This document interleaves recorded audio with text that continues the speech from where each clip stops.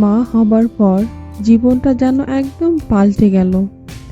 আগের দিন শুরু হতো নিজের মতো, এখন দিন শুরু হয় বাচ্চার কান্নায় আর শেষ হয় ক্লান্ত শরীর আর ঘুমন্ত চোখ। নিজের জন্য একটুখানি সময়ও যেন খুঁজে পাই না। গরম চা ঠান্ডা হয়ে যাচ্ছে, খাওয়ার মাঝপথে রেখে দৌড়াতে হয়, আর ঘুম, সেইটার তো খবরই নেই।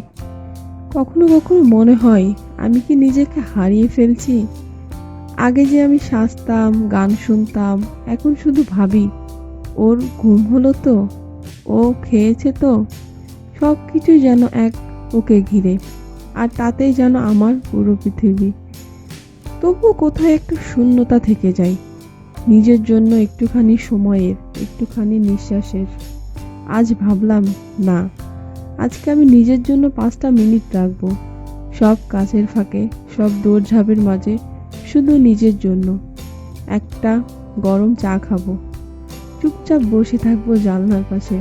মনে করব আমি শুধু মা নই, আমি যে হাসতাম, যে স্বপ্ন দেখতাম, যে এখনো বাঁচতে চাই নিজের মতো। কারণ আমি জানি আমি ভালো থাকলে তবেই ও ভালো থাকবে। আমার হাসিতে ওর হাসি, আমার শান্তিতেই ওর ঘুম। তাই এখন থেকে আমি প্রতিদিন খুঁজবো নিজের জন্য সেই 5 মিনিটটা, যেটা শুধু আমার।